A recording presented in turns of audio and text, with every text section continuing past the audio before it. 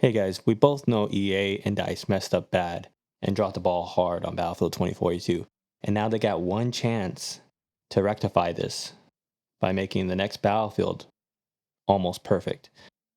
And I know some of you guys still like playing Battlefield 2042. It's not as bad as what it was for release. But when you got Battlefield 5 and Battlefield 1 that have a bigger server population than Battlefield 2042, there's something wrong with it. And we're going to talk about that in this next video. Now, I may be an older gamer, but I come from the era that's deemed the golden era of Battlefield, where competition was strong, game was really balanced, more so than today. I mean, still some nuances here and there, but and you actually got hyped to log in because you had intros like this.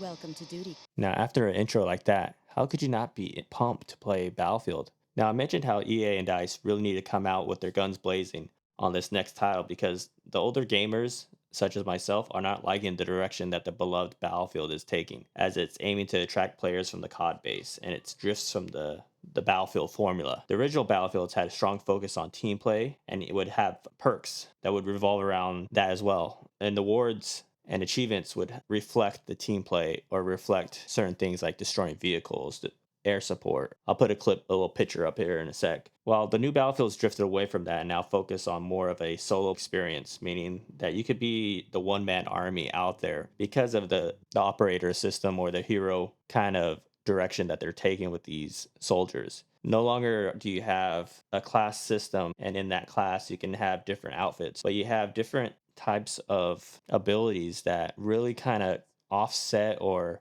can really imbalance the game in my eyes. Now, that's not to say that these other battlefields don't incorporate team play. It's just they do it rather poorly. Let me explain how the past battlefield kind of encouraged team play. In Battlefield 3, squads were made of 4 members, and each one of the members could run a perk, such as an ammo perk, boost, coverage, suppression, speed, and this would benefit the whole squad as a whole. And this was more of a passive approach towards team play because the perks are already ongoing. You didn't have to actively be next to your team member to receive the perk. That's more of a aggressive thing where you have to be in a certain vicinity or have to grab from their ammo box, anything like that. Now, where it differed in Battlefield 2 versus Battlefield 3 is that, let's say when you had 2 tanks, each tank had an engineer. All you had to do to repair was to be right next to each other. And this is where I was saying how it's more of an aggressive approach because you actually have to be within a certain radius of the other tanker to receive the benefit of the perk, which was the heal. Or if you're flying a helicopter, one of the things that we do is one person would be medic and the other person would be support. What would happen is when you fly out of bounds, the medic would keep everybody alive. And then when you need ammo, you wouldn't have to fly to the helipad. You'd just have the support drop out, throw his ammo bag, hop back in, and you'd receive ammo from him. So it's a way that you could stay up for the whole time. And these are, like I said, aggressive approach. You actually have to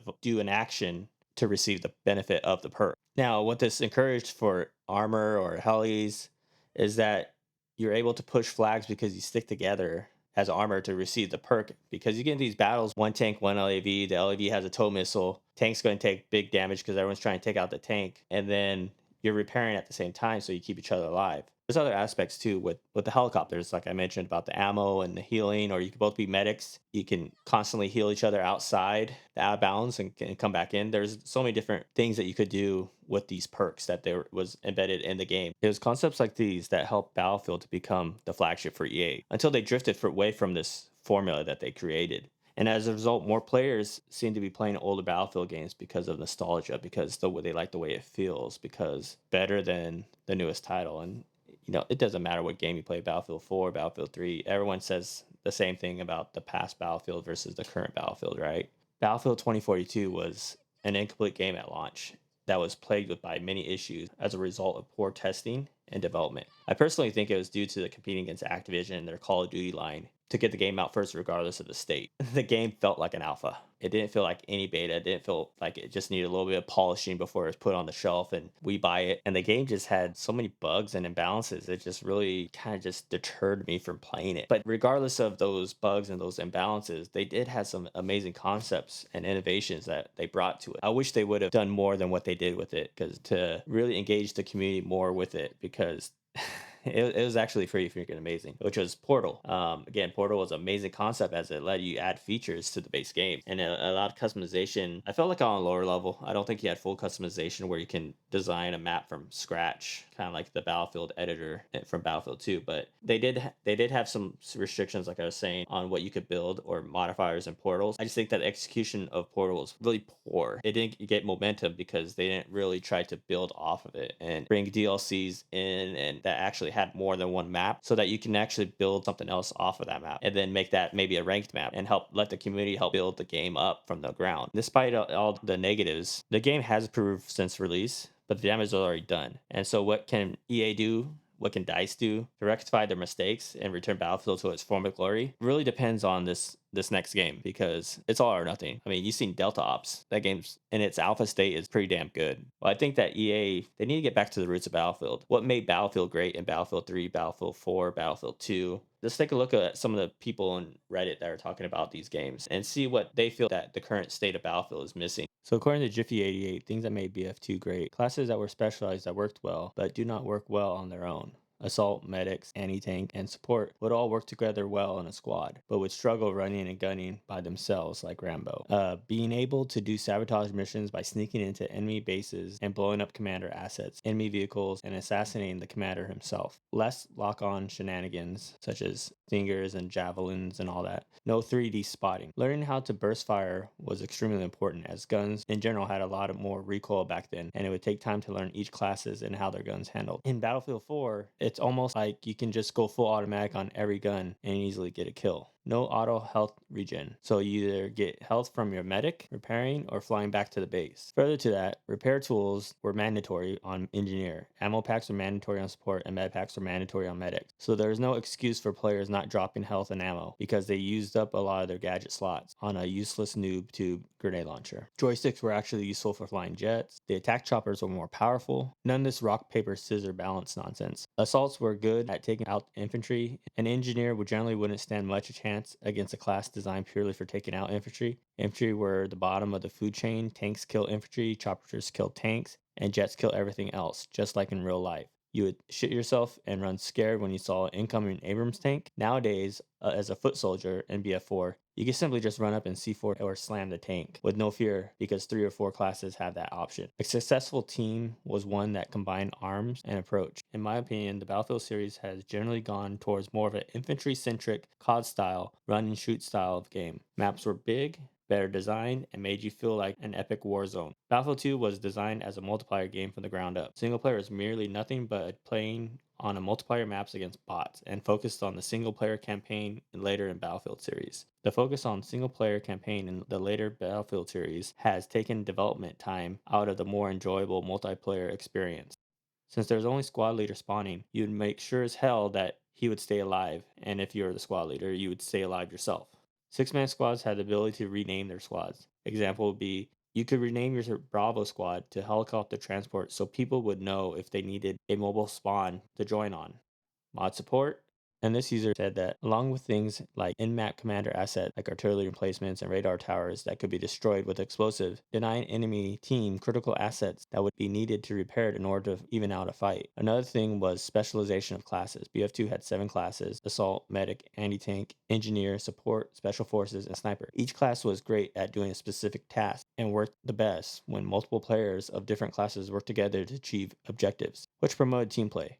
And following Battlefield titles, they condensed these down to the point where a single player could basically one-man army his way to the top of the leaderboard without giving any regard as to whether or not his team was going to win. Lastly, I would say the way BF2 operated in terms of DLC was top-notch as well. The base game contained 3 factions, USA, China, and the Middle Eastern Coalition, and featured 16 vanilla maps to Battlefield 4's 10. By the time all 3 expansions were released, they added 5 new factions: British SA, Russian Spetsnaz, US Navy SEALs, Insurgent, and Rebel forces, as well as the European Union, each with their own unique specific faction weapons and vehicles, bringing the total factions to 8, along with 14 new maps, bringing the total to 30. Each expansion had its own flavor and play style, making them incredibly fun and interesting to play. On top of that, the game supported mods, which added limitless replayability. Many of these mods still have an active player base today, such as Project Reality and Forgotten Hope 2. All in all, I think everybody should get a chance to play the game for themselves and see how great it is. I still regard it as one of the best, if not the best Battlefield title to date.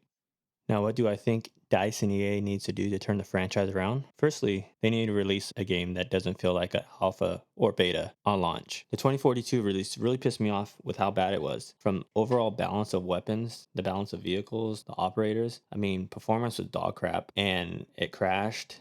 There were stutters, there was FPS drops. Overall, the game was lackluster when you compared the other launches of the Battlefield series. I mean, they all had their issues, but this was by far the worst. And then you have Delta Force, who's in alpha state, and they come out with a game that almost feels like it's in a release state. So overall, they need to have a good product on the shelf. The second thing now, they need to get away from the operators and go back to factions. The operators themselves created game imbalances, as some would let you access unreachable areas such as McKay and Sundance, and others let you be a one-man army such as Falk and Angel. These operators alone took the game in a direction that moved away from team play and really bolstered solo play. And depending on your choice of specialists, it was also annoying to try to distinguish friend from foe as a result of the same specialists running around with similar skins. Battlefield 5 had a better setting up with skins and customizations of those skins, and because of that, you had the ability to distinguish friend from foe because you had Germany and you had USA, or Germany and Britain, and they all had their different styles and different colors. I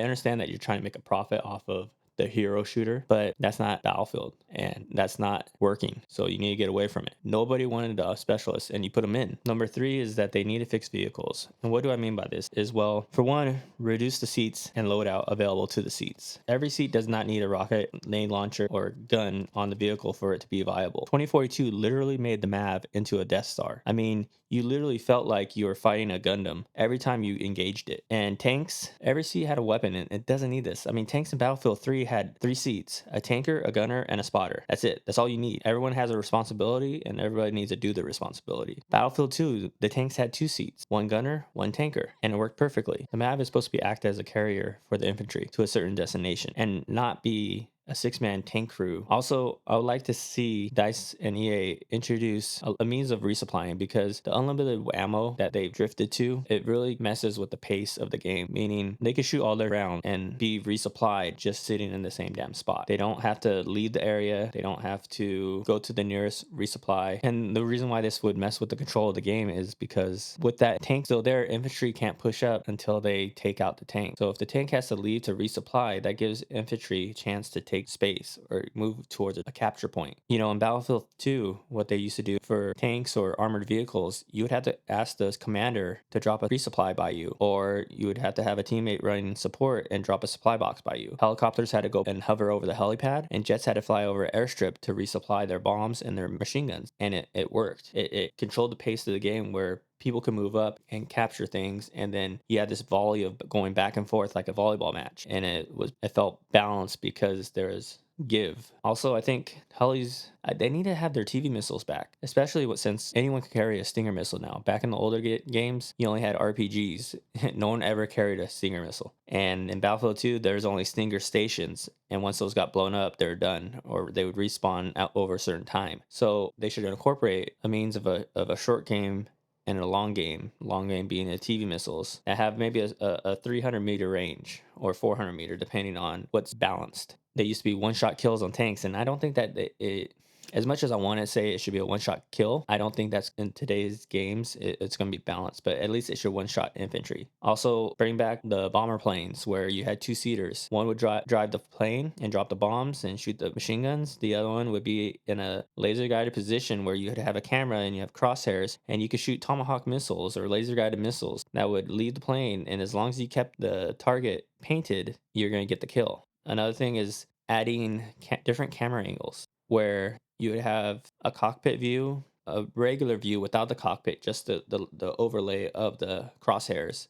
um, a view without the vehicle, a chase camera, and a third person perspective camera where you can see around you. For dogfighters, I think it'd make a good case for having good dogfights in the air. Number four is that they need to bring back map sizes. Map sizes, what the hell does that mean? Well, in Battlefield 2, there was three variations of the map depending on server population.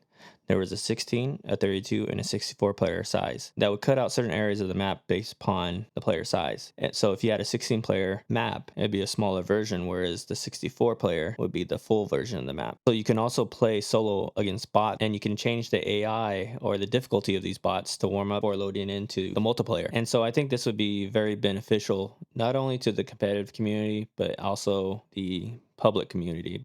Number five is to bring back debris that kills like Battlefield 3 had. I remember days of playing on the maps like Scene Crossing, and you turn the corner and you see three or four guys coming up the stairs, and all you had to do is take out your RPG, hit the building, and the big chunks of concrete would land on these guys and killing them, and you would get the points for this. You would get the credit for killing them, and that contributes significantly to the game's longevity by enabling the community. And yeah, it kills them, but you don't get the credit, nor does like the chunks of the building. If you blow it out the side, do those chunks do damage to the person at all? It's like little minute damage, if anything. And so I think that they need to bring back some type of physic where if it weighs a certain amount and it falls from a certain height, it's going to kill you. And to make sure that you actually get credit for those kills. Number six, while Portal was a nice addition to Battlefield 2042, I felt it was lacking in features that would have made the game excel. Battlefield 2 had its own type of similar thing called Battlefield 2 Editor, and it allowed players to create custom maps, continually generate fresh content. As a result, Battlefield 2 editor add-ons were built such as BF2 Pro or BF2 Axi mod. BF2 Pro was more of a competitive scene mod that had certain recoil patterns changed for the M16s and the AKs, and it changed the vanilla to a way that was acceptable for competition play. BF2 Axi now, it featured vehicles and weapons that weren't found in the vanilla game, which means Battlefield, the original Battlefield 2. And this fresh content add more value to the game, and it allowed more engagement from the community as they wanted to build the next hot map or the next vehicle to put into their own mod. But it gives a chance to the community to build and create a game and help support the game and its longevity. Number seven, to support this concept of custom maps, EA needs to do a better job at the server rentals or servers for the community. Let me explain. Like in Battlefield 2, there's clans that own their own servers, and they would have their own map rotations. They could run infantry only. They could run no nades. If you do a nade, you get kicked. There's a lot of modifications they could do, and there's a lot of administration that they control they had. And this led to even competitive teams buying their own servers, renting their own servers, so they can have the 2v2 chopper matches or the armor matches or infantry matches, and there'd be constant scrims. I remember scrimming 8 hours where I'd start at 8 p.m. and get done at 4 a.m. and it was great. I loved it, and it was fun. It was really the golden era of Battlefield. And people knew who you were. Like people know if you went into a server and you're a chopper crew guy. Another thing is that these servers allow clans to grow, recruit, and that growth adds more support to the game because there's a growing community. There is the downside of innocent players getting banned. Number eight is Battle Recorder. If you don't know what Battle Recorder is, pretty much what PUBG has, where it records the match. And why they need this is because, one, if you're trying to support competitive league, you can have competitive highlights going on where you can talk about that. You can have people come into the server and watch and spectate. At the same time, you can control the camera angle. So then you could get more cinematic, or you could create better montages. And at the same time, if you're in a competitive scene, you can analyze your enemy or analyze your weakness. I had one guy made a video about trying to make it sound like I hacked, and he put it to some Motley Crue song. So, it is useful. I mean, for me, I would love to be able to get different perspectives of the way I kill people or the way I move, just so I can add different flair to my montages. So, number nine, bring back commander mode, as it controls the flow of the game as well as supports the ground and vehicle game. Battlefield 4 introduced commander mode, but you were never in the game. Whereas Battlefield 2, you had commander mode and you were in the game and you could be killed. So I think that you need to have the Battlefield 2 style. I think a big point is that you get points for commanding, meaning that if you're giving orders and the orders are being fulfilled and you're capturing points and doing all these things that commander does, dropping UAV, helping out your team, then that's how you should be rewarded. Is that I think that you should be able to have enemy infiltrate behind the lines and blow up the assets. So you could blow up the UAV stations, or you can blow up the artillery cannons. The commander would have to have them repaired. Now, the last thing that EA could do is just stop competing with COD and go after the COD audience and just make a game that's good. What's his name? Wilson was talking about how this is going to be the biggest thing ever. And it's like you said that about 2042, you said that about Battlefield 5. It's hard to get pumped up for a game that was dog shit when on release. Like you put such a bad taste in my mouth, I am not going to pre-order the game. I'm going to wait to see what the reviews say, and if it's dog crap, I'm not even going to waste my money. You need to come out with DLCs that have more than one map and one gun. Battlefield 2 had a full on game for every single DLC. Battlefield 3 had full on games for their DLC. Like, I love the Close Quarters DLC. That was like by far the best DLC. Battlefield 4, full on DLCs, you know. Battlefield 5 and 1, full DLCs, man. Like, full game. They can hold their own. You have the Delta Force that could be considered a knockoff, but it took all the best elements of these games and incorporated into one. Anyways, I hope you guys liked the video. Take care.